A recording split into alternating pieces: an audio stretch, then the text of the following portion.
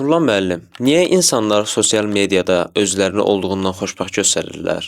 Çünki insanın özünü xoşbəxt göstərməsi adətən bir insanın belə desək, dəyərinin, qiymətinin və ya üstün olmasının nişanələrindən biri kimi algılanır cəmiyyətdə.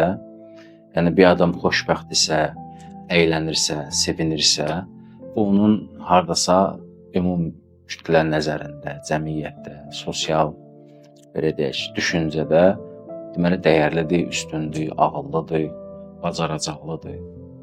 Bu kimi algılanır və bu meyarlar əsasında da bir insan cəmiyyətdə belə bir formada algılanması üçün, yəni ağıllı, dəyərli, üstün, qiymətli, özünü həmişə sosial şəbəkələrdəki əksərən insanların müraciət etdiyi bir yerdir. Orada xoşbəxt göstərməyə və ya hər anını güya xoşbəxt yaşayırmış kimi təqdim etməyə çalışır. Amma əslində reallıq bu deyil, hamımız bilirik ki, hər insan həyatını yuxudan durandan ta yatana qədər xoşbəxt yaşasın. Belə bir insan yoxdur dünya həyatında.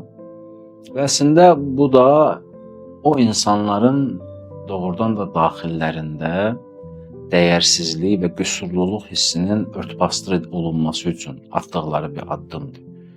Çünki daha çox dəyər qazanmaq, daha çox hörmətli olmaq, daha çox qiymətli olmağa can atan, canfəşanlıq edən insanların əslində daxillərində yatan böyük bir dəyərsizlik və qüsurluluq hissi var.